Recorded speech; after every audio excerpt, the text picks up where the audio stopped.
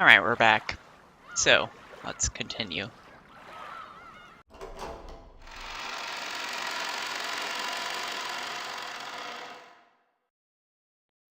え、それって、どういう意味ですか、ジョージさん。言葉通りの意味だよ。僕はまだ自分の城を築き上げてない。それができて初めて、僕は一人前になれたと思えるんだ。その時、君と結婚したい。それはでもそれじゃあ、もう僕の心が許せないんだ。だから、君に婚約指輪を贈りたい。This feels like it didn't happen, contrary to last time where it felt like it all did happen. This feels like maybe it actually did not. ですか。Or maybe he really telegraphed it in advance before he proposed on the day we saw.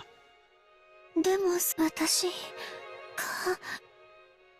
具ですし。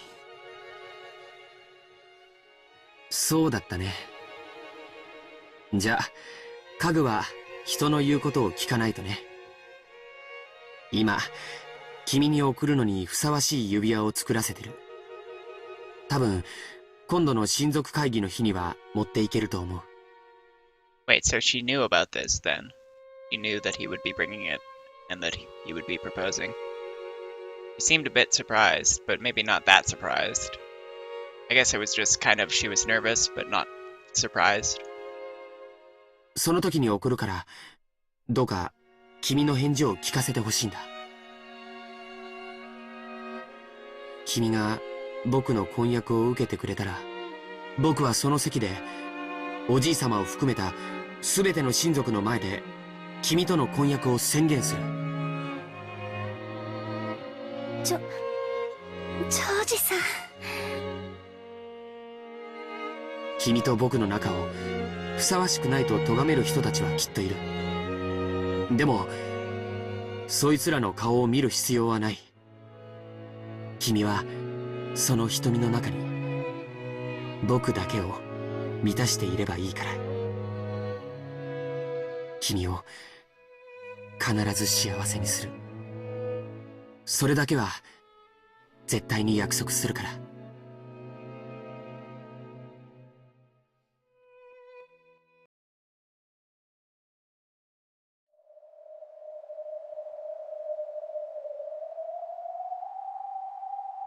どのように実るのか楽しみでならない。熟れに過ぎて腐り落ちる果実の駅に黄金の蝶たちは舞い降りる。今より収穫の日が待ち遠しい。宴の時はまだかまだか。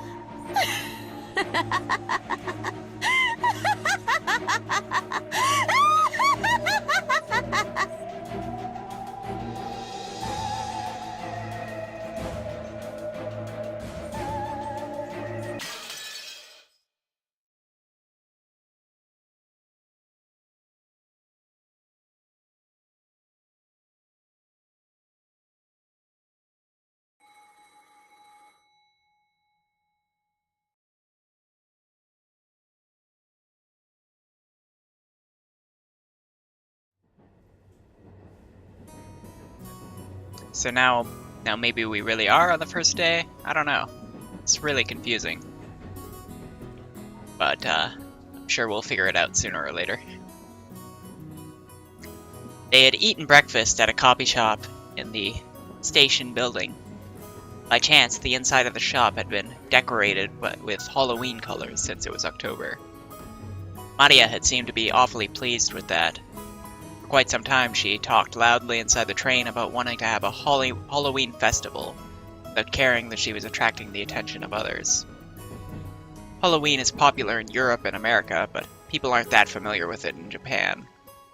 The shopping district was colorfully decorated with orange pumpkins, but the costume parades of children demanding sweets and saying trick or treat were nowhere in sight. ハロウィン祭りがしたい。こんなお洋服やだ。魔女の格好がいい。親族会議は遊びじゃないのよ。おじいさまにお会いするんだから、ちゃんとしたお洋服じゃないとダメ。While it wasn't completely full inside the train, it was really packed, with almost all the seats occupied by passengers. Maria was making a fuss among them, stomping her feet on the seat while Rosa scowled at her. Rosa had warned her many times to lower her voice, but Maria hadn't obeyed her at all.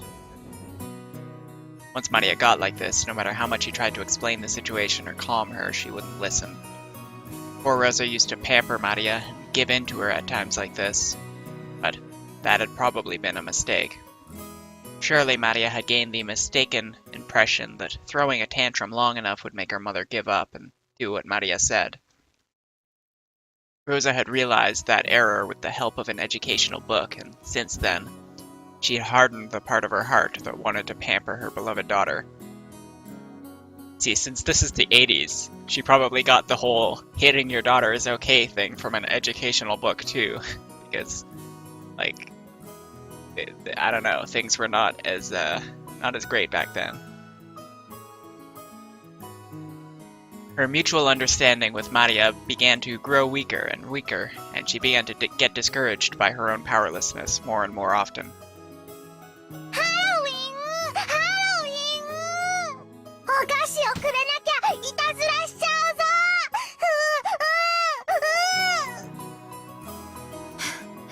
あなたにあげるお菓子はありません。さっき朝ごはんを食べたでしょ。お菓子をくれなきゃいたずらしちゃう。お菓子をくれなきゃいたずらしちゃう。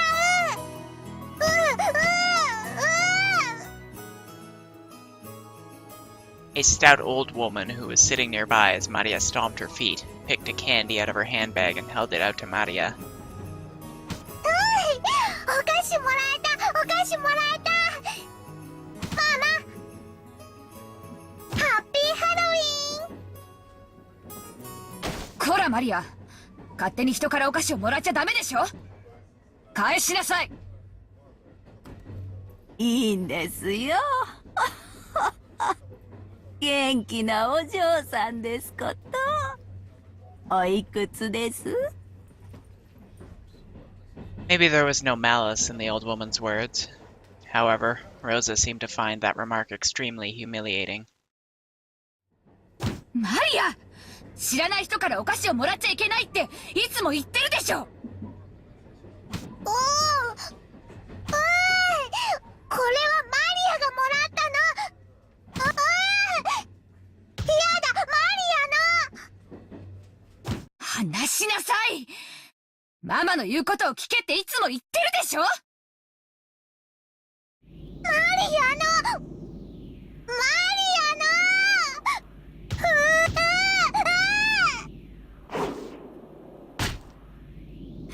その言うのをやめなさいって言ってるでしょ。 Okay, I thought like maybe that the whole thing episode, I guess, that happened earlier was rare, and that it was like something that only happened when Rosa was really, really stressed. But now it's making it seem like this is actually a pretty common occurrence, which is not very pretty.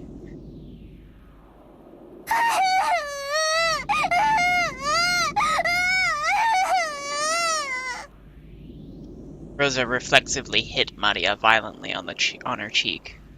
In a flash, Maria started crying loudly.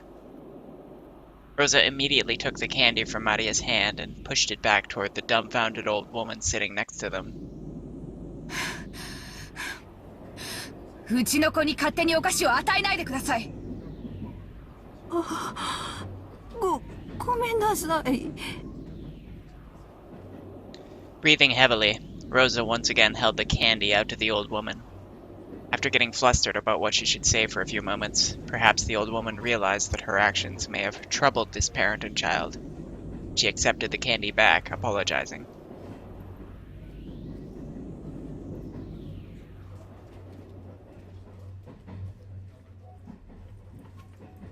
After that, Rosa finally took notice of her surroundings. Her daughter's clothes were all messed up. She was crying and shouting with her nose dripping, and there were many dumbfounded passengers watching them. Except for the sound of the train running, the interior was completely silent. Fortunately, that pitiful silence didn't last more than a short while. However, it was followed by an even more painful atmosphere as everyone began to whisper. Maria shouted, cried, kicked, and stomped her feet as usual, paying no heed to the people sitting around her. Impulsively, Rosa tried to slap her again, but she noticed the cold eyes of the people in the train and couldn't.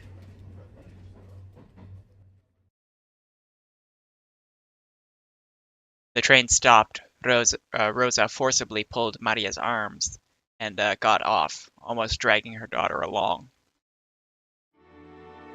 Maria didn't stop crying.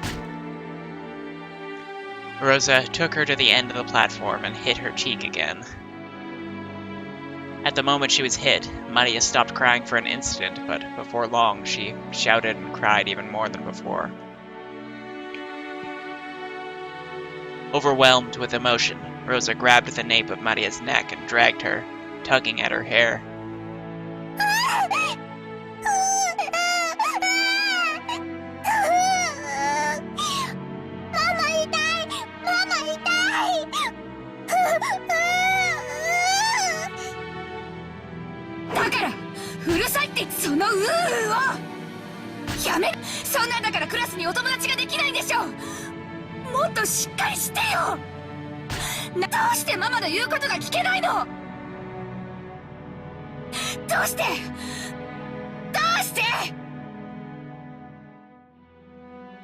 With those severe words, Rosa hit Maria's cheek over and over again. The more Maria cried and shouted, the more Rosa hit her. The more Maria was hit, the more intensely she cried and shouted.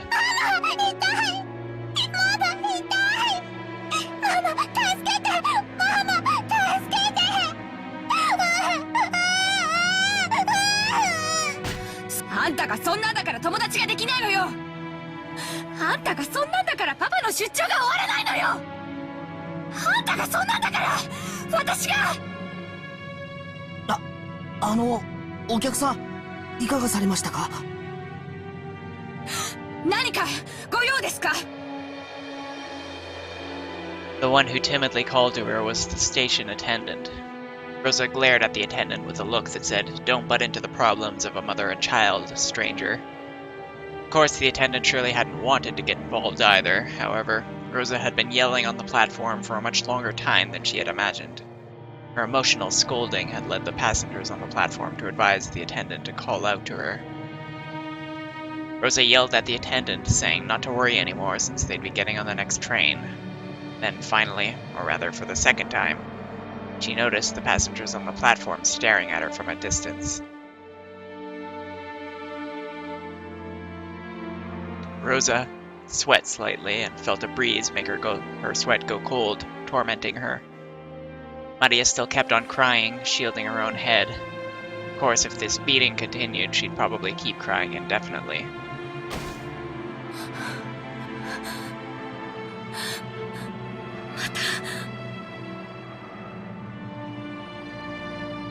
As the terrible heat in Rosa's head faded, she knew she had surrendered her soul to evil again.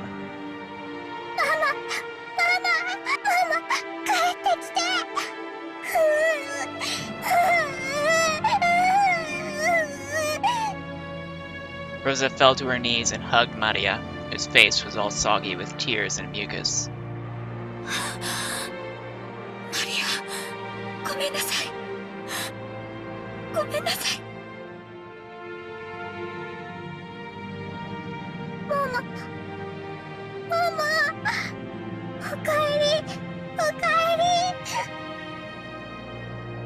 Finally, Maria realized that her mother was her mother again.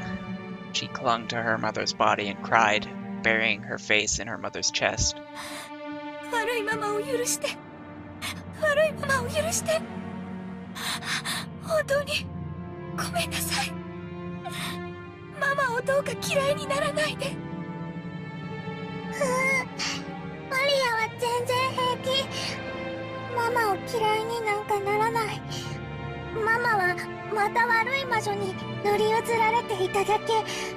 でもママが帰ってきたから平気。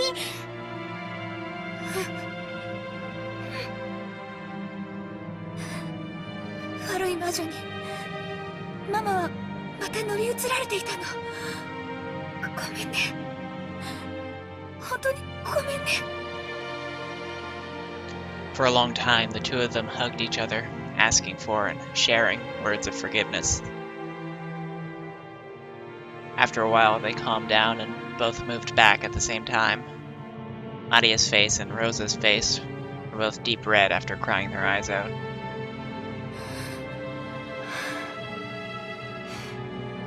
マリアはハロウィンのお祭りがしたいの？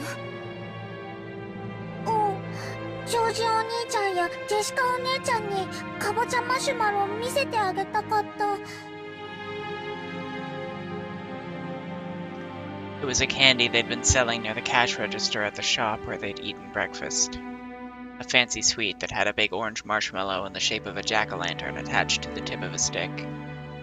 Maria had wanted it and insistently pestered Rosa for it. Rosa had refused, saying there was no way she could buy sweets right after breakfast.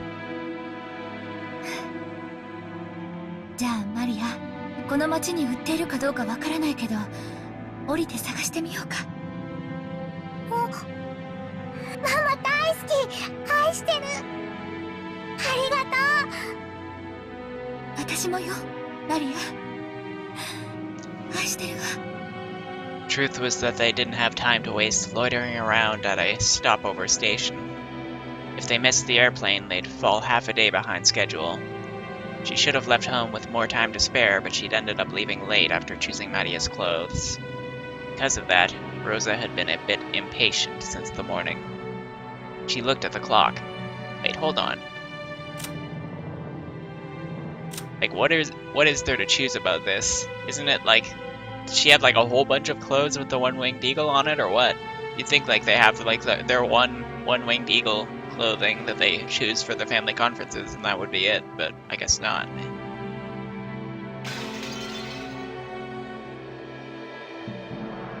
So who dresses up their daughter in like a weird crown? I wonder if Maria chose to wear that, or if that's something Rosa picked out. It'd be really weird if so. Although I can tell it's like a headband with just like a crown ornament, but still, like it definitely looks out of place.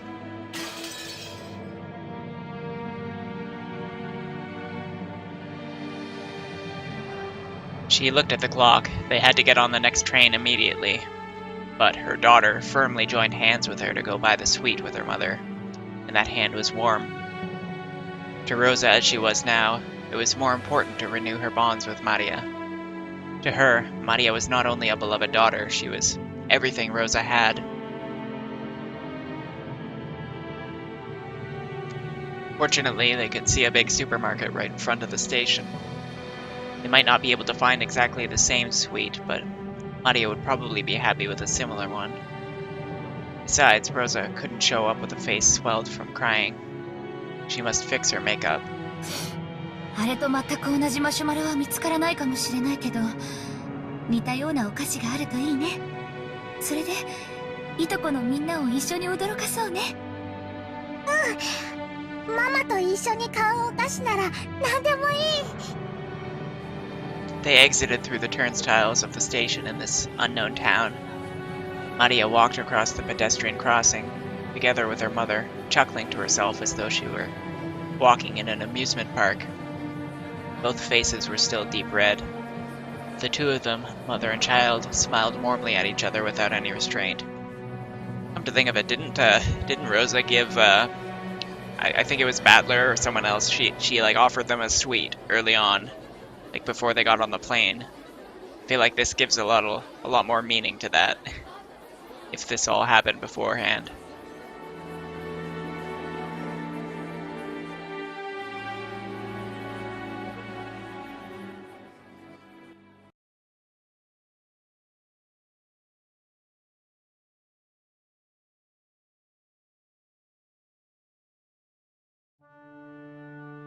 あなた、こんなところでどうされたのですか？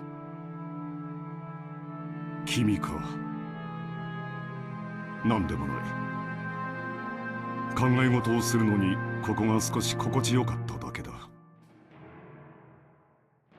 今日の準備は全て手配が終わっています。あとはお茶でも飲みながらくつろいで待とうではありませんか。すまん。君にいつも面倒なことを全て押し付けている。どうか私をもっと頼ってはいただけませんか。私はあなたの妻です。無論君にはいつも助けられているし感謝もしている。だからこそ私は私の仕事に専念できる。分かっています。お仕事のこと、そしてお父様の遺産の話ですね。君には関係のないことだ。欲深な兄弟たちの腐肉のあさり合いに過ぎん。大丈夫です。あなた、全てうまくいきます。あなたのお仕事がうまくいかなかったことはありません。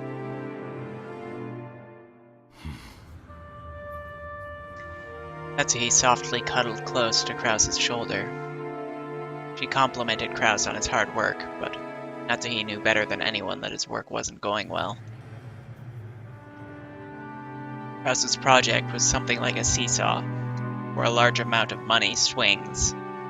Big investments can lead to massive payoffs, but like large seesaws, they tend to shake a lot while moving very slowly, instead of showing immediate results. At times, it's possible to make further investments so that the seesaw inclines faster towards the side you want.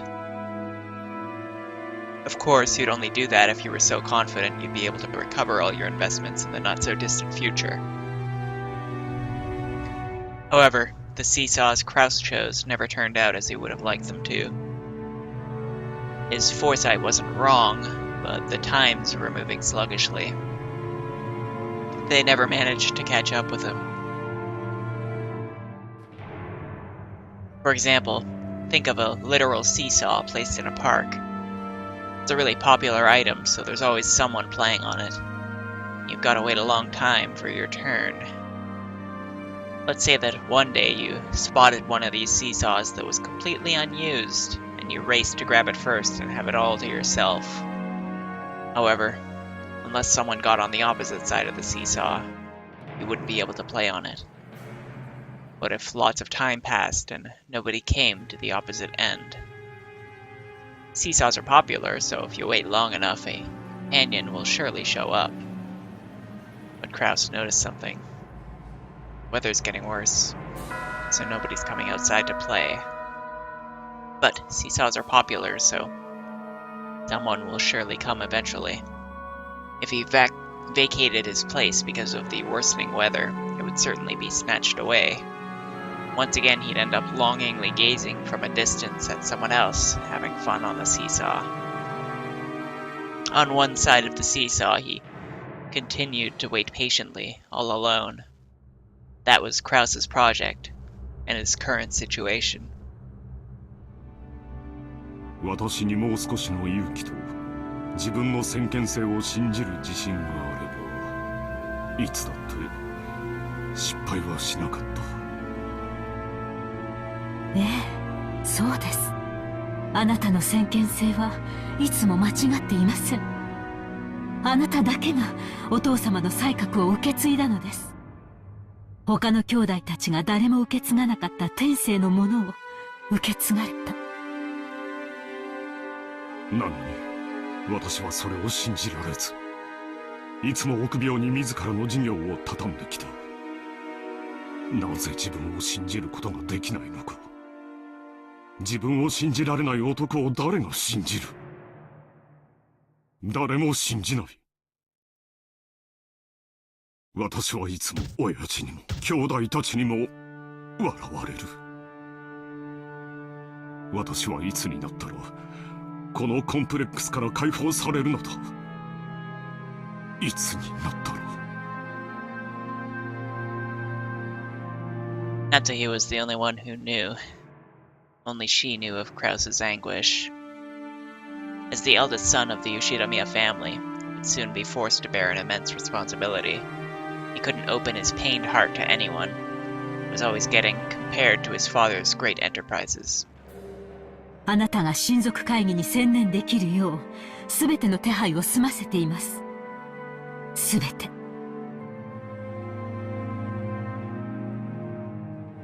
すまん。親父殿の件は問題ないかね。はい。源氏と南條先生は私たちの味方です。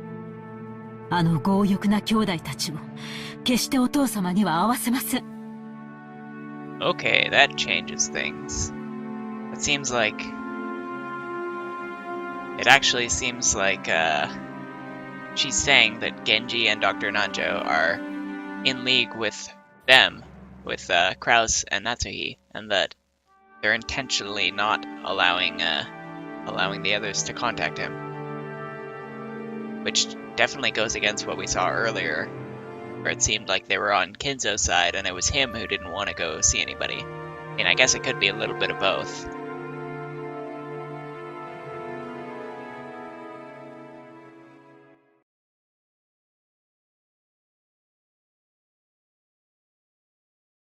もしもし。はい、合田です。ええ、お任せください。年に一度の大仕事に腕が鳴っております。The kitchen. Multicolored ingredients were gathered and the preliminary arrangements were promptly being started. Even though it was still morning, the ingredients for dinner were already in saucepans and steaming. Normally he had to deal with several assorted matters, but on the day of the family conference he could devote himself entirely to cooking. To Goda, who was originally a chef, this was surely the greatest gala occasion of the whole year. ええ、ディナーには子牛のステーキを。素晴らしい肉がすでに保冷庫で今夜を待ちわびておりますよ。まかないも今夜はぜひ期待してください。It was rare for Goda to be in this good of a mood towards his fellow servants. Goda bragged about being the Yoshida family's personal chef, and knowing he was considered worthy to display his excellent cooking at the family conference was his greatest honor. わかった。任せるのでよろしく頼む。あと、熊沢がそちらにいないか。熊沢さんですか。先ほど見かけましたが、こちらにはおりません。ゲストハウスの方へ準備に行かれたのではないでしょうか。また油を売っているのか。いや、結構だ。では引き続きよろしく頼む。I have to wonder if Goda-san is responsible for at least the first 6 deaths. Did he really do it all because he was upset that nobody liked his food? Like, that would be so petty. But I could see that, I could actually see that being the case. Like, he seems actually like a really petty guy. ええ、万事、この豪田にお任せを。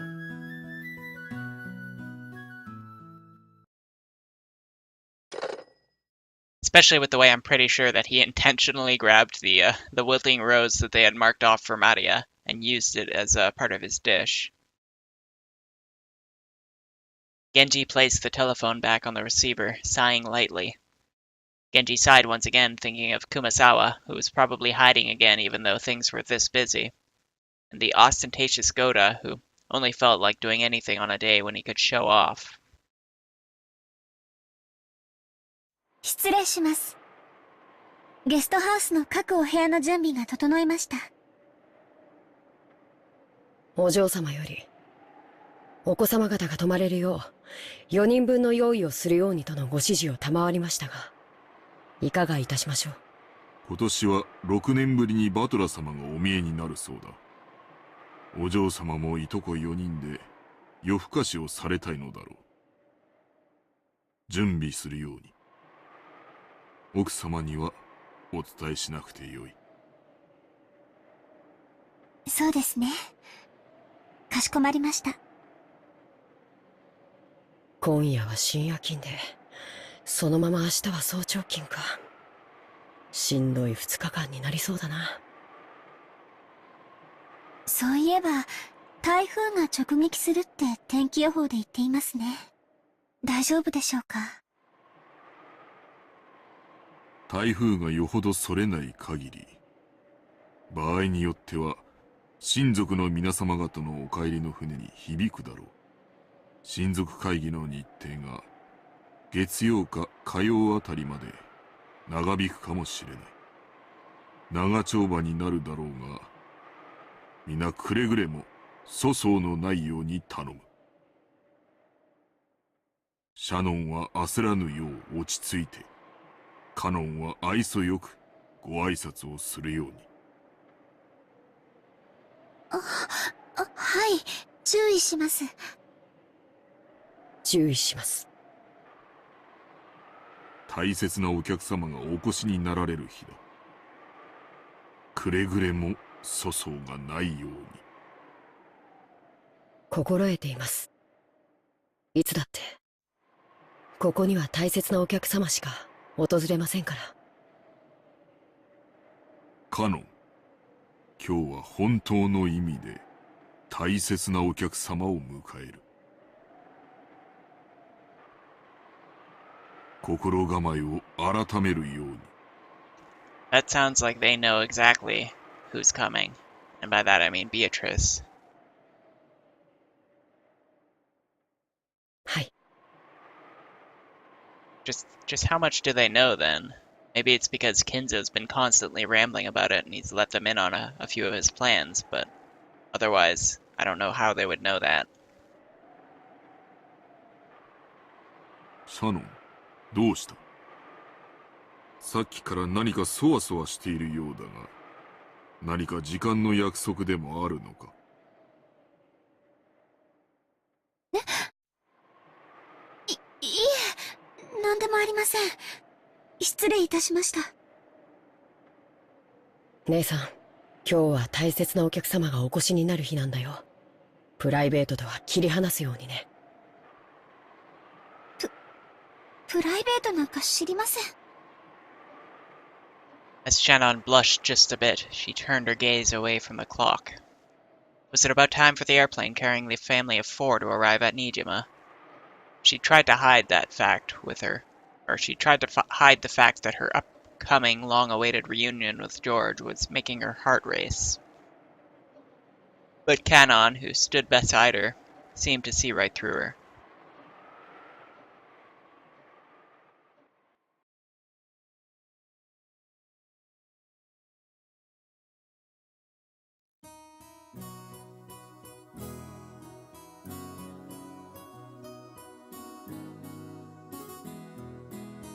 シャノン、これを黙って受け取ってくれ。"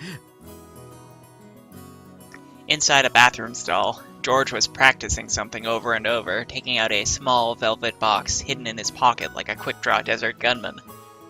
違うな。シャノンは牽引力のある男性が好きなんだ。もっと馬力がある感じじゃないとダメだ。シャノン、これを薬指につけるんだ。命令だよ。ああ、左手とちゃんと言わないと右手にされちゃうかもしれない。いや、シャノンもそこまでかまととじゃないけど。ああ、でも少しは自由意志が。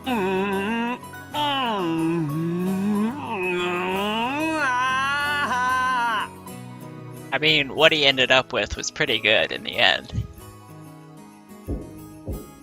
As he crossed his arms, muttering, someone knocked on the door. George was snapped back to reality. お、ジョージ君、大丈夫か？腹の調子でも悪いのか？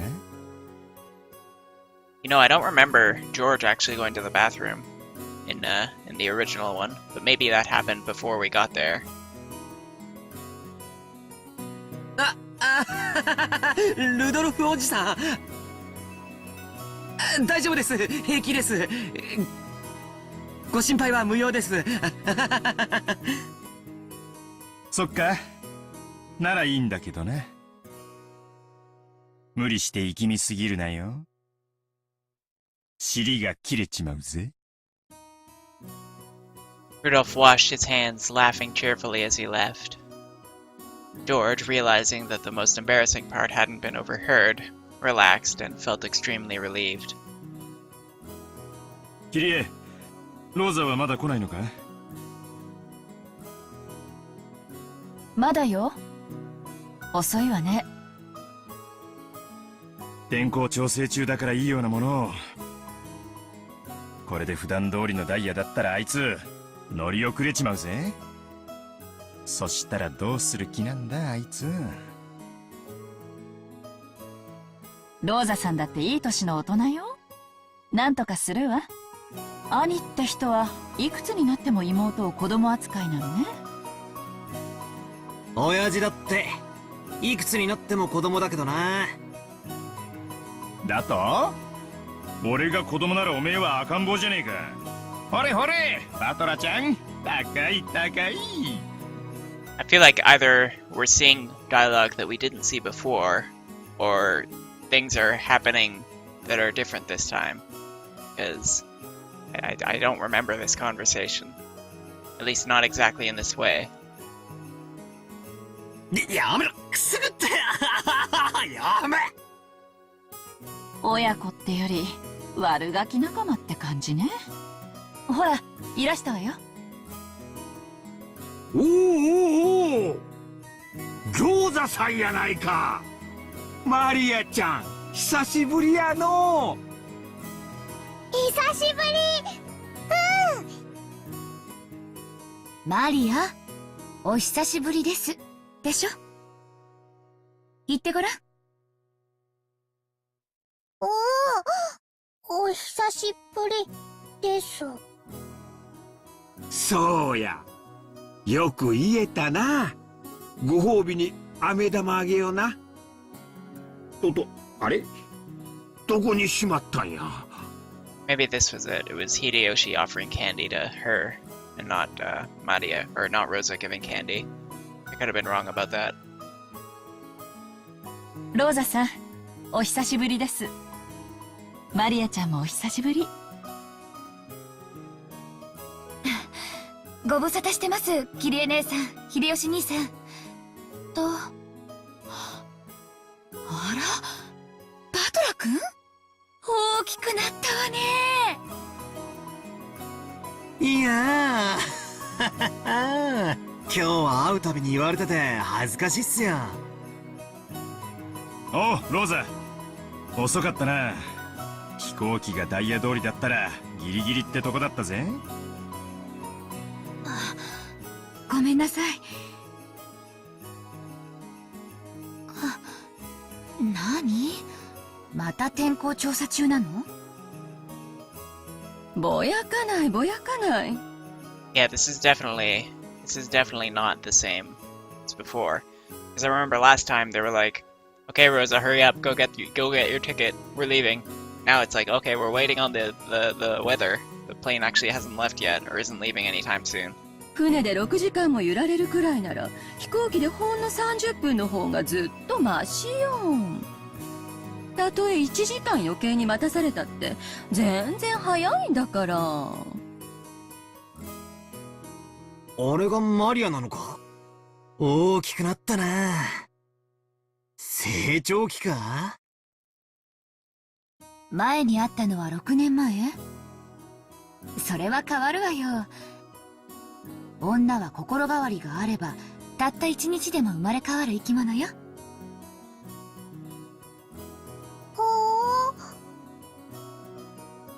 Maria, noticing a big man she didn't recognize mixed in among the relatives, hid behind Rosa's back and glared at Battler. おいバトラ、挨拶しろい。前にやったのが3歳の時じゃ。初対面も同じだぞ。3歳じゃ覚えてねえよな。よっ、マリア、久しぶり。大きくなったな。マリア、バトラお兄ちゃんよ。ルドルフおじさんの息子さん。わかる？おじさんの息子さんがおじさんが息子さん。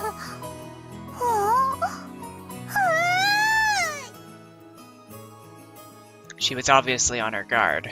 After all, it was hardly surprising that she'd be scared if a large guy like Battler suddenly started speaking frankly to her. Battler noticed that as well and thought of various ways he might approach her. Then he spotted the candy she had in her hand. It was the jack-o'-lantern sweet Rosa had bought for her. そうか。10月だからハロウィンか。So I guess she didn't have that in the first time, because I don't remember that at all. I might have to like go back and rewatch that, but I feel like none of that actually happened.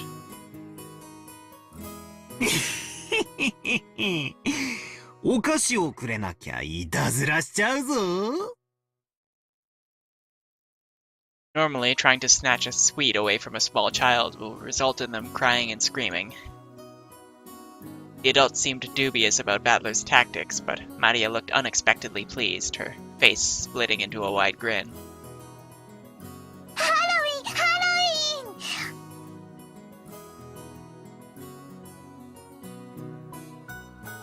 こーら、バトラお兄ちゃんと呼びなさい。ごめんね、バトラ君。いやいや、気にしないっすよ。俺はバトラと呼んでくれ。俺もマリアって呼ぶからな。ほらマリア、ハロウィンだぞ。お菓子をくれなきゃいたずらしちゃうぞ。お菓子をくれなきゃいたずらしちゃうぞ。I have a feeling that's probably not gonna sound great to Rosa, as she gets like reminded of that whole train incident. From inside her purse, Maria picked out a jack-o'-lantern sweet similar to the one she had in her hand and presented it to Battler. When Battler accepted it, that seemed to be enough to confirm their friendship. The adults were amazed at how good children could be at getting along with each other. Maria had been throwing a tantrum because she wanted a Halloween festival, so Battler, who knew about trick-or-treating, must have felt like an ally. Her defensive posture from before was completely gone. Now she was all cheery, as though they'd been friends for decades. そうだな。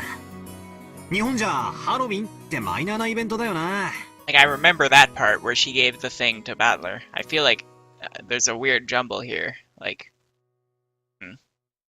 I'm definitely gonna have to go rewatch that, but I don't know if I should do that. I should wait until like after I've finished the VN before I go back and do that. But I have a feeling that this is different, even just like ever so slightly. I don't think they would be showing it to us again if it weren't.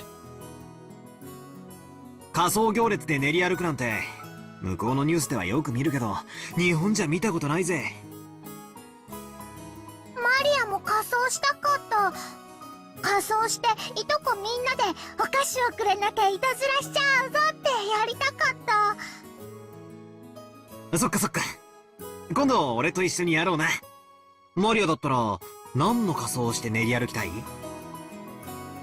女ベアトリーチェ。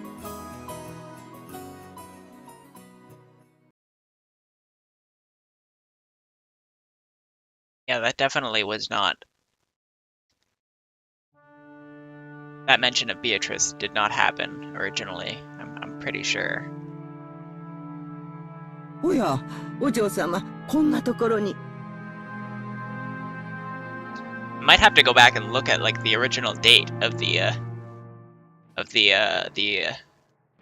last part, because, or the previous time, the first episode, because like they're talking about like October as if like it's relevant, but like last time maybe it wasn't even October. I didn't really pay much attention to the date, but it may be that they're only talking about October and Halloween because it is October now and time has passed since last time. Though that's like a baseless theory if I don't actually go and confirm it. 奥様が探しておいででしたよ。探されたくねえからこんなところにいるんだぜ。どうせみなりは大丈夫かとか、言葉遣いをちゃんとするようにとか、お小言が言いたいだけに違いありません。私はさ、なぜか親族会議の日になるとこの魔女様が気になるんだよ。ほう、それはまたどうしてでございましょう。親族会議ってのはじい様に連なる全ての一族老頭が集まる日だ。今年は6年ぶりにバトラも来るそうじゃねえか。そんな感じでさ、何十年かぶりに今までずっと姿を現さなかった親族がひょっこりと現れるんじゃないかっていつも思ってるんだよ。ほほう、そんな親族がおりますでしょうか。ベアトリーチェ様だよ。素性は誰も知らない。あるいは大昔のじい様の愛人なのか。その子孫がひょっこりと現れて授けた黄金を返せなんて言い出すかもしれないぜ。I feel like there's no way that she had this thought before the previous run, because it's a little too on the nose if she did. Like, it feels like it would have been too much of a coincidence for her to have had this thought previously. But if we're assuming that she's like subconsciously remembering the last run, maybe, if this even is a second run, then it's more believable that she would be thinking this way. クラウス様たちは親方様の遺産問題で今年も議論されるでしょうから。こうも魔女の黄金の話で盛り上がっては、黄金を与えた魔女本人がそろそろおいでになってもおかしくありませんね。熊沢さんはさ、辞めたり勤めたりと忙しいけど、源氏さん並みに昔からここに出入りしてるわけでしょ。ベアトリーチェのこともっと知ってるんじゃないの？さてどうでしょうね。思い出そうにもこの老いぼれ、今朝の朝食すらも思い出せませんので。This is just like some crazy crackpot theory, but what if the things that we're being shown on screen are not necessarily real? And what if Kumasawa really was the one who killed Kanon? And then we say that Kumasawa is actually Beatrice, like the real Beatrice, the one who gave Kinzo the gold. But she's about the same age as him, right? So I feel like she probably would have been around back then. So I don't know. That's an interesting thing to consider. Although I feel like Kinzo would probably remember that if that was the case. So that might just be like not something not even worth considering. It's just like a weird crackpot theory I had. 熊沢さんはいっつもそういう言い方で逃げるけど、何か知ってそうなんだよな。知ってて物陰で笑ってるみたいな陰湿な雰囲気が時々するぜ。これは手厳しい。隠し事など何もしておりません。私から申し上げられることは、ベアトリーチェ様は黄金の魔女であられて、この島の夜を支配されているもう一人の主人であられるということだけでございます。じい様の受け売りかよ。給料もらってるとはいえ、じい様の妄言に付き合うのも大変だな。ただこれだけは申し上げられます。何？六軒島は太古の昔、小豆島と呼ばれて恐れられてきました。小豆は悪食がなまったものと言われ、本当は悪食島と呼ばれていたのだと漁民たちの間では伝えられておりました。Beatrice did mention that the shrine on the island was built to seal away something. Something maybe even worse than Beatrice, or something unrelated to Beatrice, she said, but that doesn't mean it's unrelated to this story, so it's something to keep in mind. 前にも聞いたよ。この辺は暗礁が多くて海難事故が多かったから領民たちが恐れてむやみに近づかなかったって話だろ。悪食島には悪霊が住み着いていて、太古の昔から人々の魂を喰らい続けてきました。この島に関わり命を奪われた人間はあまりにも多いのです。それを旅の修験者だかなんだかが例の社を作って鎮魂したんで収まったってんじゃなかったっけ。うさんくせえ話だぜ。You know, if we think about that, maybe what Beatrice was after wasn't about being unsealed or anything like that, or having her powers unsealed. Maybe everything she said to Shannon was complete BS. And maybe what she was really after, by making her destroy that mirror, was having like the souls that were stored in there be released. Like, maybe she wanted souls for some reason. That's why she needs all these sacrifices and stuff to revive as well. I don't know. It's an interesting thought anyway. その鎮魂の社はこの夏、暗き闇を引き裂く紫色の不気味な雷で打ち砕かれたとか。Right, that's what happened. So yeah, that must have been after Shannon broke the mirror.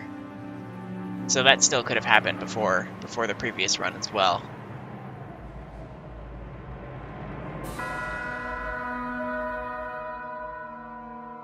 熊沢さんその話好きだな。確かに鎮魂の社が落雷でなくなっちまうなんて不気味だが、まあもともとオンボロだったしな。ちょっと高い波にでもさらわれたんじゃねえのかな。眠りから目覚めた悪食島の悪霊がベアトリーチェ様を呼び寄せたのです。もしベアトリーチェ様が親族会議に訪れられるようなことがあったなら。あったなら。Kumasawa fell silent for a moment. Jessica was pressing her to keep going, so that gap felt strange and eerie. When Kumasawa noticed that she had Jessica plenty scared with her silence, she grinned broadly. はてさて、どんなことになるやら。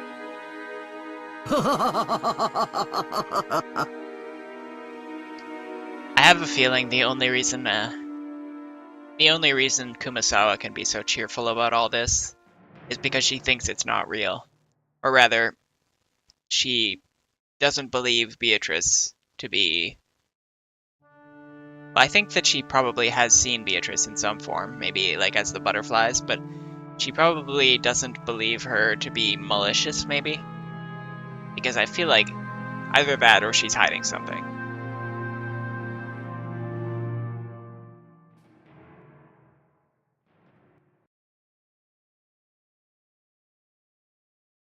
Hey, そいつは素敵じゃないかよ。でしょ？たまには優雅な時間を得てあなたの心を豊かにするのもあなたの仕事に役に立つんじゃないかしら。だな。心と財布は豊かじゃなきゃいけねえ。わかったよ。その日は開けておくことにする。予約を頼むぜ。わかったわ。絶対よ。ああ、よろしく頼む。愛してるぜ、キリエ。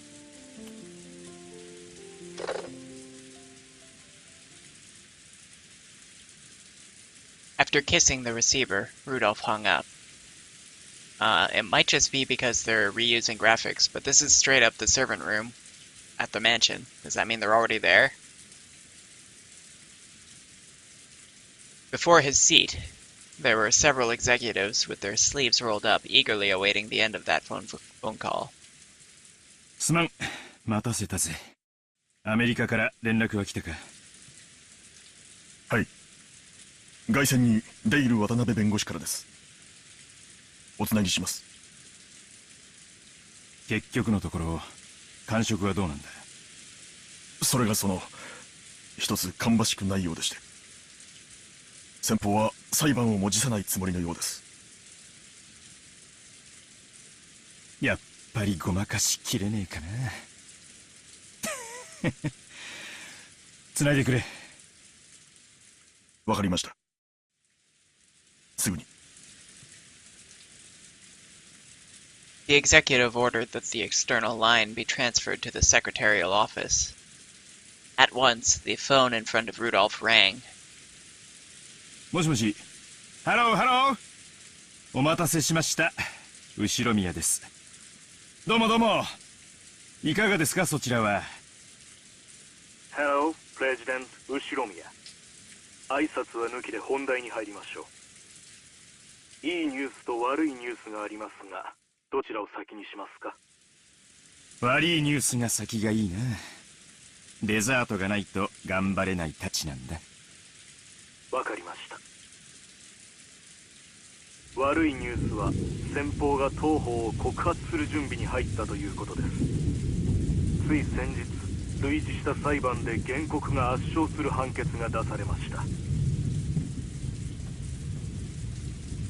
被告側も当方が主張するのとほぼ同じ内容で論戦していたのですが、全てにおいて却下されました。残念ながらこのまま法廷に臨めば当方の主張はことごとく却下される可能性が極めて高いでしょう。例の裁判全滅だったか。うちより有利な条件だったと思ってたんだが、そりゃ辛いな。で、いいニュースは？先方の幹部と接触できました。先方に当方の立ち位置を説明し、先方のブランドイメージを侵害する意図がないことを説明し、理解を得ることができました。先方は近日中に条件提示を行い、それらの履行が行われるなら告発を見送ると約束しました。感触は？取締役会のナンバー2による発言です。正直、非常に厳しいものになると予想されます。当方の想定では避けられないものとして、社名変更、ブランド名変更、交渉の余地のあるものとして和解金額、大手新聞への謝罪広告掲載、それらの履行期間と見ています。うちに潰れろと一言言やいいのに、周りくどい奴らだぜ。先方は近年2代目社長に交代したばかりで、まだ足固めが終わっていません。当方が徹底抗戦した場合、現社長に失点を与えたい勢力が何らかの利的工作をしかねないと懸念しています。そのため先方トップも本件を速やかに解決したいという思惑があるようです。そのため迅速な和解のために多少の条件緩和を引き出せる余地も残っているかもしれません。いずれにせよ、とんでもねえ金が必要になるか。その覚悟は必要です。そしてそれでも懲罰的賠償金よりははるかに安いかと。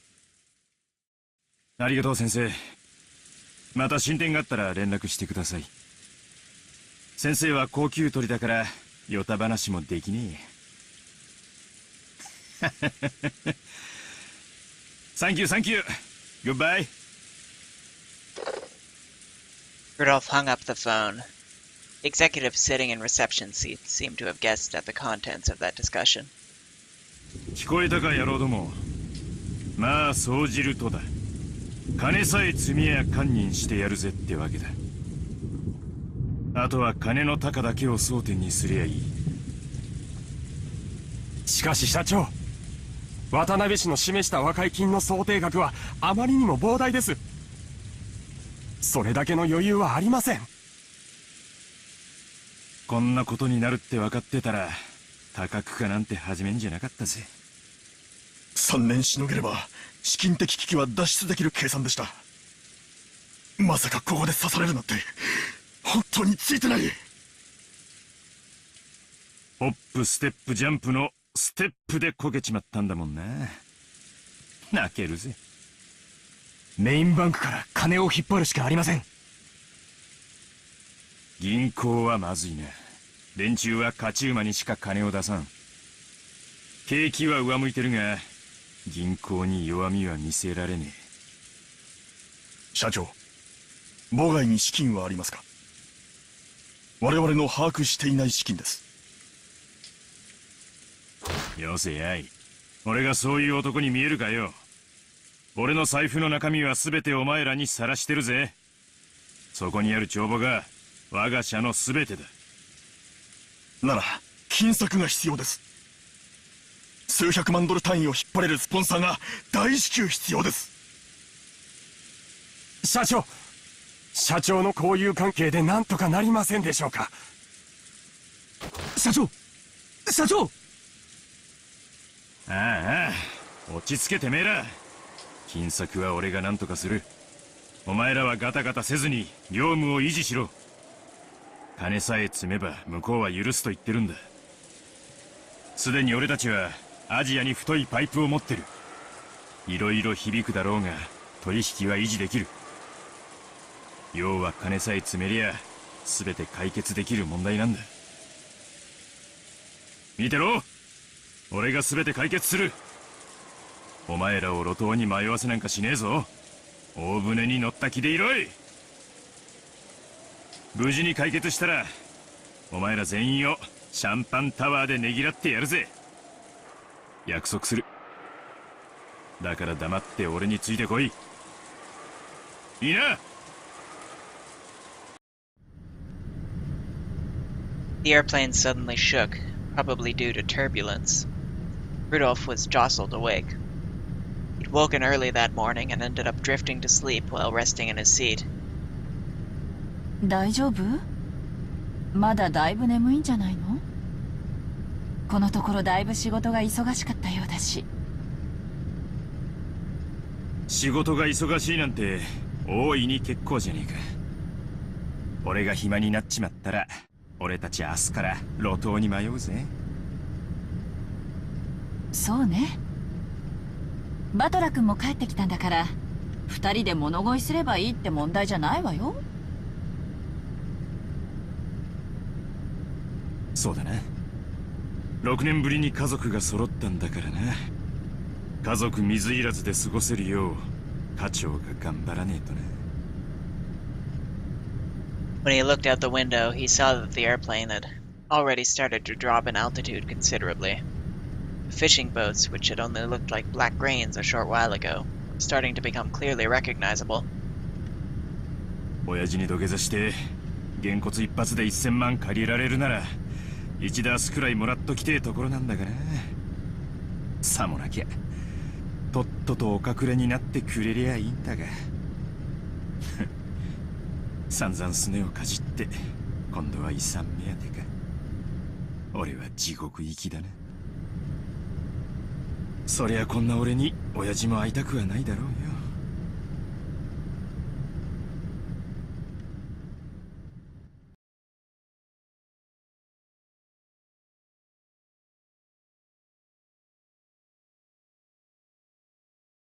まさか今年も親族会議にお出にならないつもりですかな。Nanjo looked at Kinzo's face, sighing. Kinzo's eyes remained rooted to his strange book on magic. ハゲタカどもの議論に加わるつもりはない。好きに我が骨のしゃぶり方でも議論するがよかろう。実にくだらぬ。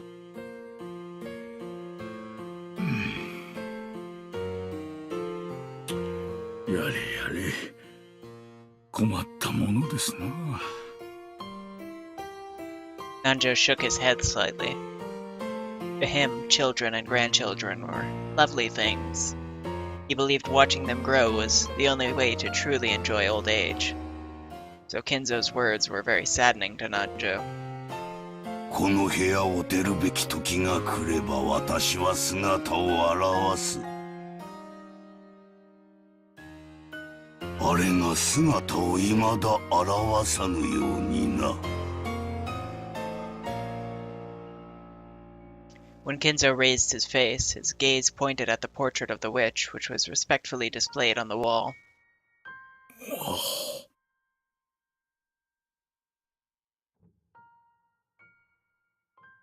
Kinzo's mind didn't dwell for a moment on the fact that today was the family conference, where all of his beloved relatives would gather.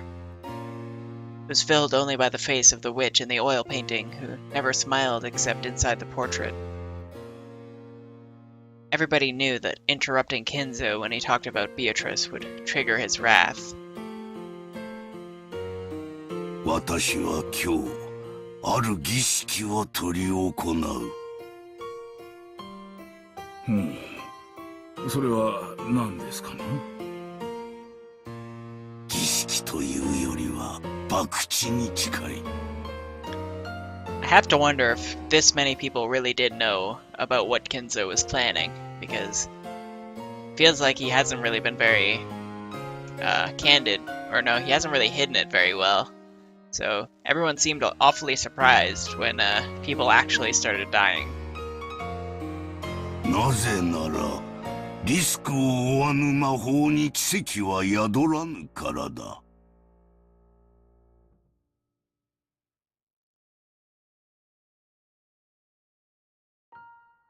Nanjo had heard Kinzo say this many times before. You might even call it a pet phrase of Kinzo's. Kinzo apparently believed that magic and miracles could occur if you gambled your own fate with a certain amount of risk and triumphed. かつて黄金のギャンブラーと言われた金蔵さんが、いつお迎えが来てもおかしくないそのご老体で、一体どんな博打に挑みますやら。これは見ものですな。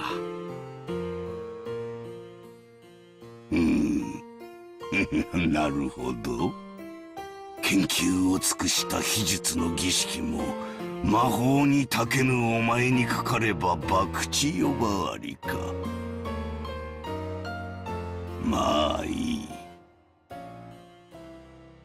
奇跡を信じる私が勝てば、お前の目には水鏡にしか見えなかったであろう我が研究のすべてがこの日に結実したことをはっきりと理解できるだろう。お前が勝てば、見たままの通りいつ迎えが来てもおかしくない年寄りの水鏡に終わるだけだ。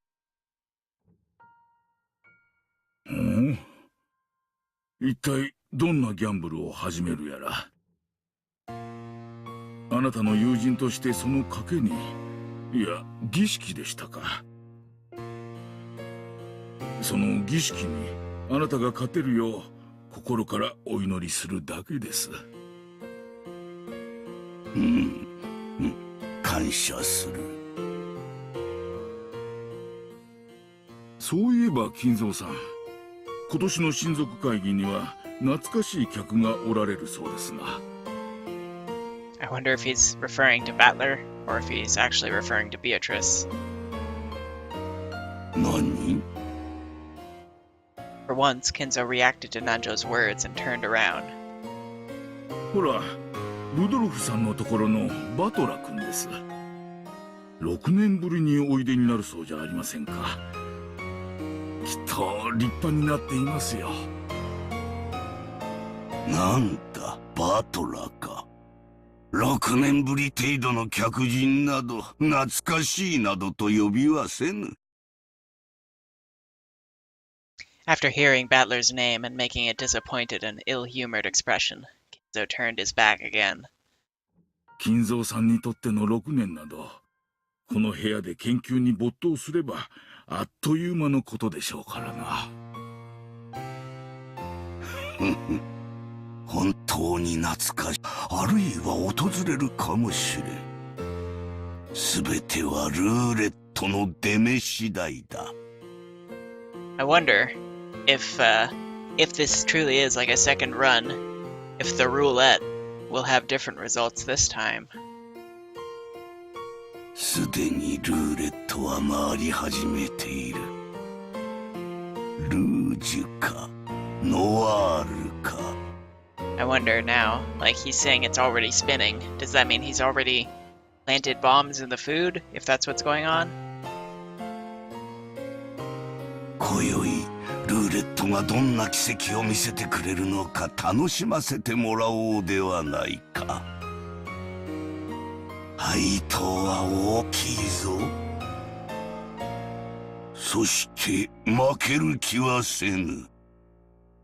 ベアトリーチェよ、我が賭けを受けるがいい。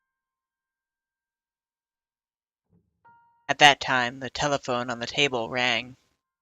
The piercing sound seemed to irritate Kinzo, and he picked up the receiver to preserve the silence as much as he could. 何事か。私は忙しい。現時でございます。親族の皆様方が到着なされました。だからどうしたというのだ。適当に茶でも出せばよい。かしこまりました。そのようにいたします。 Kinzo hung up the phone rudely. Looking at that, Nanjo sighed yet again and shifted his attention outside the window. As he is now, I doubt Kinzo would pay any heed to any sort of guest. Could any guest possibly make Kinzo come out, when the time comes, as he said? Kinzo had a single person in mind, but that was a guest who certainly wouldn't appear. Nanjo stared at the witch of the portrait with her impassive expression, unable to decide whether she was smiling or sad, and gazed up at the lead-colored sky.